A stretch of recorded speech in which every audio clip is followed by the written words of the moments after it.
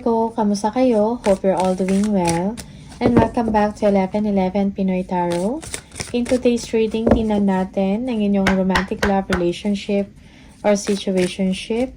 Ano yung energy ng person mo towards you and towards the connection. Virgo, energy ng person mo, Virgo.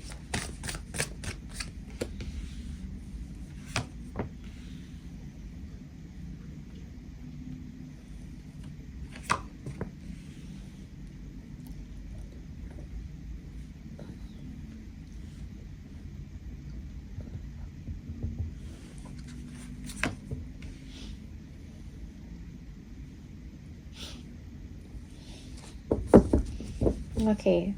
Naalala ka ng person mo, Virgo, yung mga inside jokes nyo or mga sweet moments or fun moments ninyong dalawa pag kayo magkasama, okay?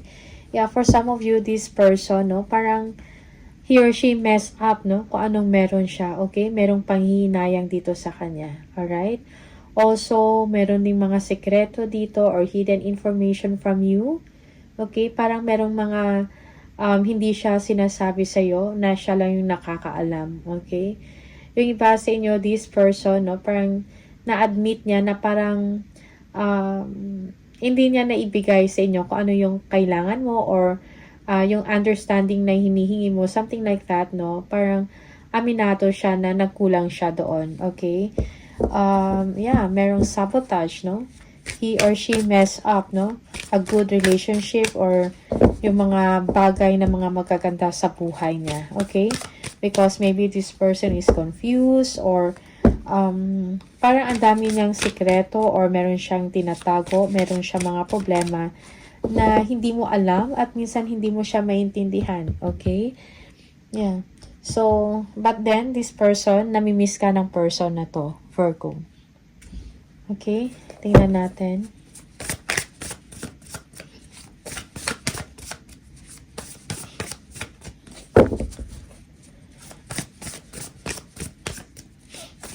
Yeah, for some of you, you feel neglected by this person, or it's the other way around, okay? The person feels neglected by you. Alright, from the tarot, tingnan natin kung ano yung energy ng person mo. Virgo.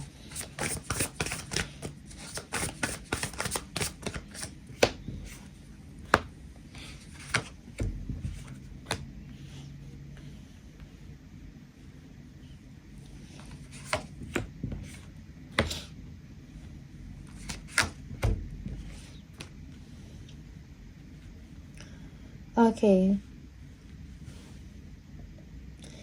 So, it seems that your person, no, parang marami siyang mga options, no, or may mga plans siya sa buhay. And marami din siya mga choices, no. Also, meron din siya mga desisyon na kailangan gawin. Most especially about work, no. Yeah, your person is a hardworking person, no? Para sa kanya, consistent yung communication niya sa inyo, nagpa-follow up siya, something like that. But, he or she feels neglected or parang feeling niya wala kang pakialam or you don't care about him or her sa mga whereabouts niya, okay? This person is missing your love, your care, Virgo, for some of you. Alright? You are the person na para sa kanya na very attracted siya, no?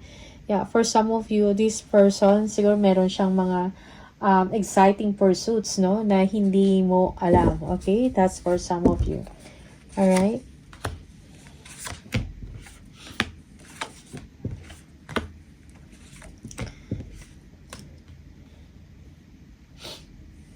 Okay. Yeah, for some of you, this person is leaving. Okay? Yeah, merong travel sa part ng person mo. He or she is very determined to be successful, no? Or determined siya na maging successful sa kanyang ginagawa, sa mga ambisyon niya or sa trabaho niya. Okay?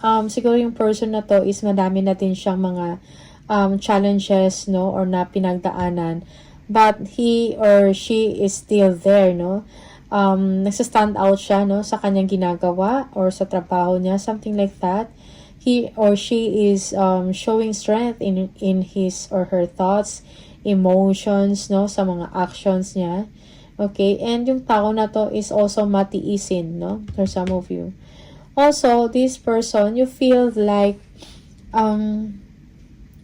this person feels na parang, no, parang driven ka din, no, sa mga gusto mong mangyari, no, parang meron ka ding mga ambitious or goals na gustong abutin, okay, and that's why this person, feeling na parang neglected mo siya or hindi mo na siya binibigyan ng oras, or you don't care for him or her anymore, okay?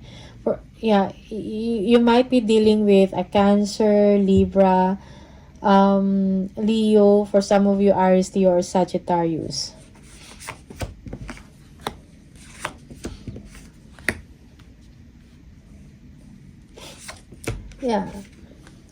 Sometimes this person, no, yung emotion niya, no, emotions niya, up and down, parang walang consistency doon, no, hindi ganun ka-stable, kumbaga. He or she has a lot of love for you, pero hindi lang siya ganun ka-expressive, no, or hindi siya ganun ka-demonstrative, no, sa kanyang nararamdaman towards you. Sometimes for some of you, parang meron kayong mga issues, no, most especially about pursuits sa trabaho, no, sa mga goals ninyong dalawa. Okay, merong disagreements dito or hindi balance, no? For some of you, naging cause ng siguro ng mga issues or problema is about priorities, no? In life, okay? Work or mga responsibilities, no? Na kailangan ninyo i-attend, okay? Okay. But this person, no, is still showing confidence, no, sa sarili niya, okay? Maybe this person is a head turner, confident, no? Something like that. Okay, also this person wants to spend time with you. To have fun with you, Virgo. Okay. Feeling ng person mo, you don't want to be distracted, no? Parang nahihirapan na din yung person mo. Siguro nasi-stress or meron siyang mga anxiety dahil siguro nahihirapan siya sa situation. Siguro nagsisend siya ng mga messages or tumatawag, something like that. Pero feeling niya parang hindi mo siya pinapansin. Okay? And this person is hurt because of that.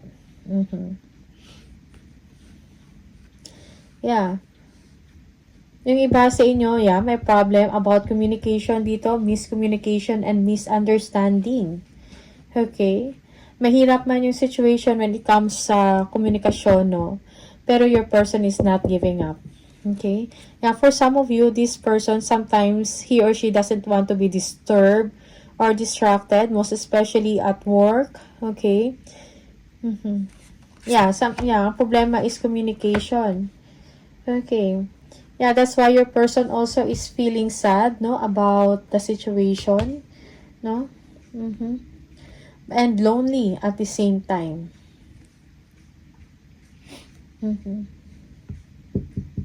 Merong kalungkutan sa person na to, sa tao mo, sa person mo, Virgo. This person, no, dreaming and wishing, no, na sana magkasama kayong dalawa. Merong togetherness dito, something like that. He or she is thinking a lot, Virgo. Wishing and hoping na sana magkasama kayo or having time together, no, spending with the family. Also, this person wants to have a good conversation with you, no? Something deeper, no? Something nice. Something warm, no? Na pag-uusap about sa inyong dalawa. Okay? Okay. Merong disappointment, no? Your person is hurt, no? Disappointed. He or she feels rejected. Okay? For some of you, no? Ang problema is family dito. Okay?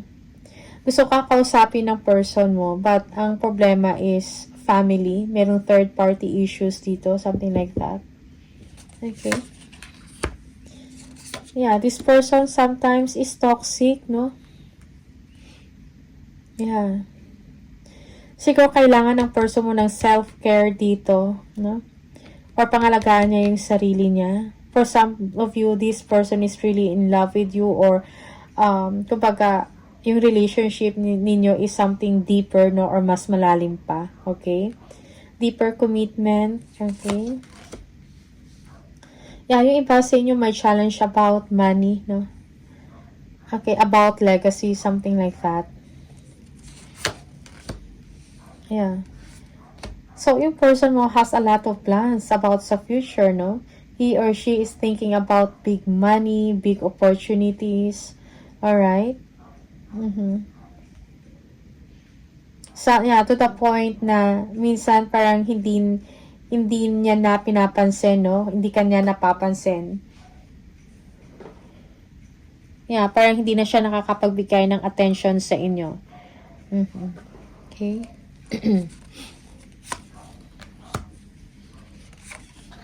Yeah, for some of you, this is a long-distance relationship.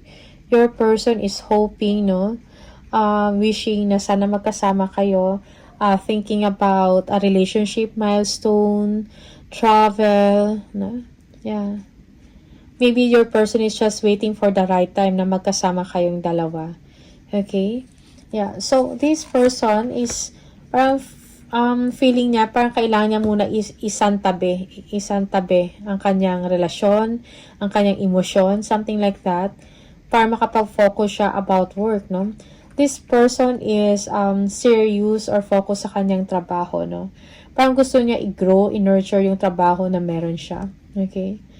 Yeah. For some of you, the challenge or may problema dito is yung consistent communication, parang walang ganon.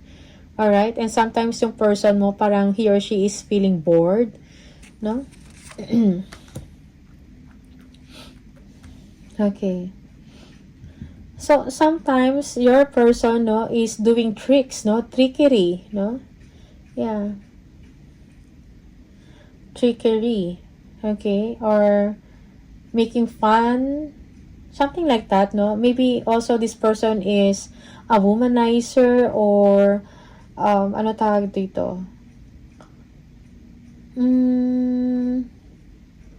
Parang may gusto siyang gagawin niya. Then after that, parang iba naman yung gusto niya. Okay? Parang ganon. Alright? Yeah. Your person is hoping, no? Really, na merong togetherness sa inyong dito, sa inyong dalawa, no? Merong cooperation, participation at the same time, no? Communication, yung parang iisa, no? Ang inyong prinsipyo, iisa yung direksyon, iisa yung goal ninyong dalawa, okay? Parang yun yung gustong mangyari ng person mo dito. Yung parang merong understanding and alignment sa mga goals ninyong dalawa or couple goals, no? Yeah. Okay. Yeah. For some of you, there is a problem when it comes to age gap, or may problem about finances. Okay? Security, finance, no?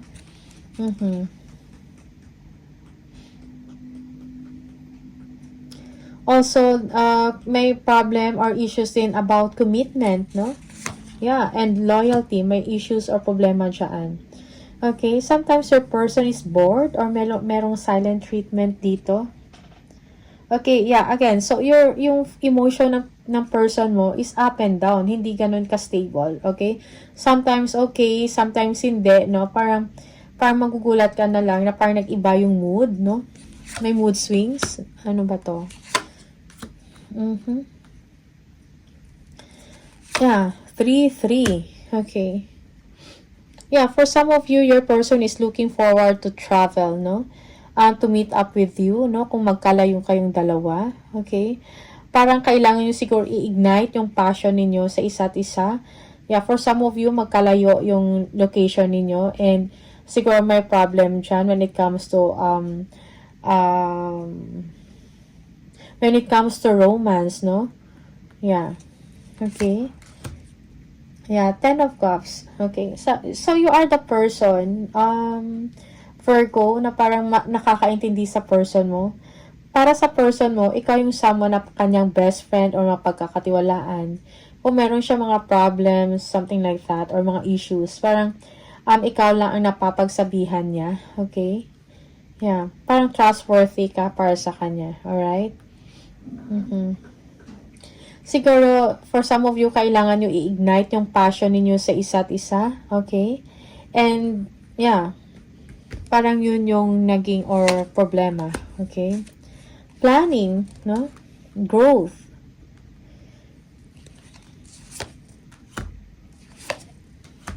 Okay. Yeah, for some of you, parang may goal yung person mo talaga, no? Parang gusto niya magkaroon ng accomplishment or parang meron siyang relationship milestone na gusto niyang mangyari sa inyong dalawa. Like, yeah, accomplishment, no? When it comes sa finances, when it comes sa work, okay? When it comes to fun times, no? So, your person wants to enjoy everything with you, no? Nakasama ka, okay? And, yeah, this person, yeah, parang ikaw lang nagbibigay, nagbabalanse sa buhay niya, no? He or she is finding balance, no? With your presence, okay? No? The fact na nandyan ka, parang, okay na, no? Yung person mo, okay na doon yung person mo, okay? Yeah. Six of Pentacles. Okay. Again, merong sometimes yung person mo nag-worry about work or about finances. Okay. Parang kailangan ni i-balance dito. For some of you, maybe your person will be receiving, no? Merong increase in salary or improvement pagdating sa kaperahan, no? He or she will be receiving money or will be receiving loan, no? Something like that. Okay? And there's a lot of things, no, na iniisip ng person mo. Siguro madami siyang mga financial obligations dito or may mga kailangan siyang tapusin na trabaho, no? 10 of Wands, no? Sometimes parang burden yun para sa kanya. Okay? Yeah, the wheel. Merong travel dito for some of you. Travel for work.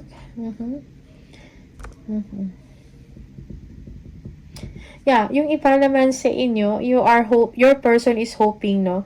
Kung if you are dealing with an ex or someone na sa past mo, you are hoping or your person is hoping na magkabalikan, no?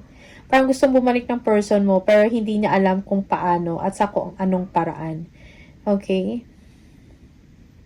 Yeah, parang nahihirapan siya, no? Parang feeling niya parang ang dami niyang kailangan niyang bumawi ng bonggang-bongga para siya makabalik sa inyo. Okay? Magkaroon ng chance. Okay? That is for some of you. No? Meron siya mga sleepless nights, meron siya mga fears and doubts, no? Yeah. May magbabalik, Virgo. Okay? For some of you. Siguro madami lang din talaga siya siguro mga obligations sa trabaho or sa kanyang mga projects or kung ano man yung mga ventures na meron siya. Okay, but this person is thinking hard about you. May mga worries din siya. Okay? About sa inyong dalawa.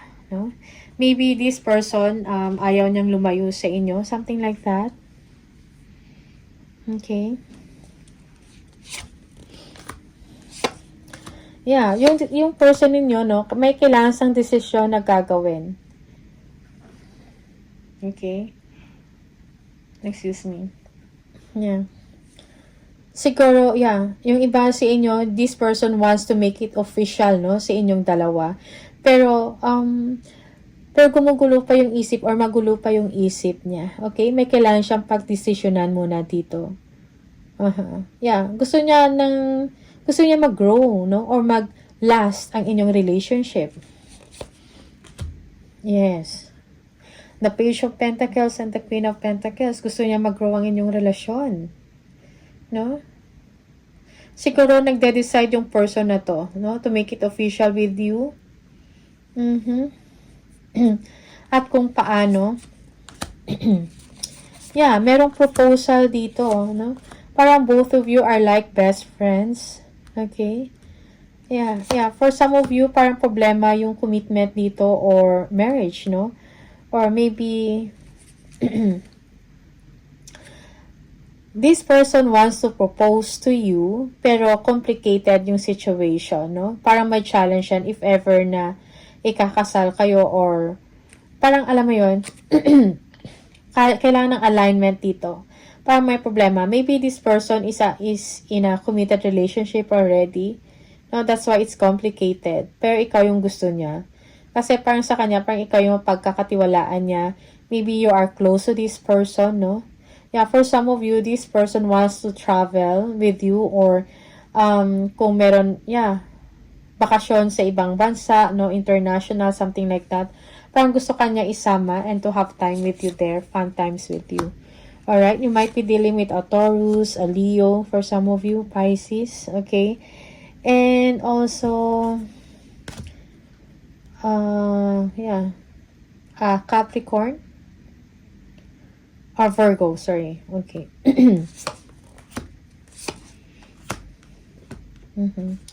Yeah, this person is open for a possibility. Kung nasa committed relationship man siya ngayon and maybe you are the third party or something like that, no, parang this person is open siya sa possibility about sa inyong dalawa, okay? Because you are the person na parang nakakapagpasaya sa kanya, no?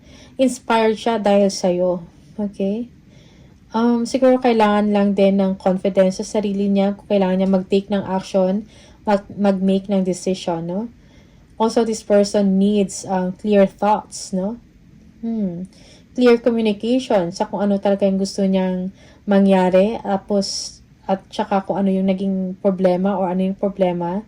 So, kailangan ng open, no? Communication and honest communication with this person. Okay? Yeah, that's for some of you, Virgo. Tingnan natin. Anong gustong sabihin ng person mo? Virgo?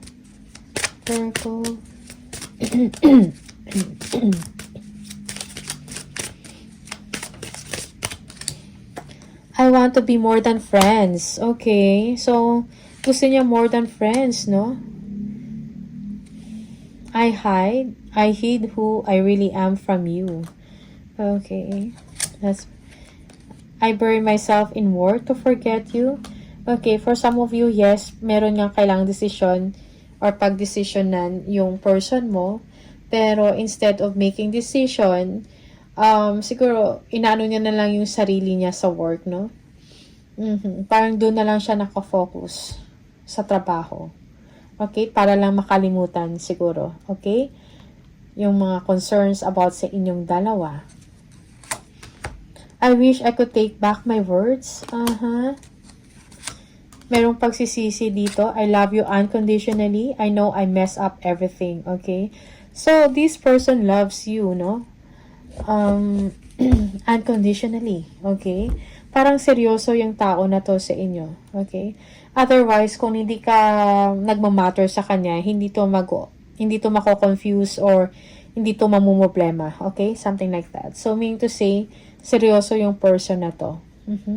And at some point, siguro meron tong ginawa na something, no, na nag-cause ng problema or issue sa inyong dalawa. Okay?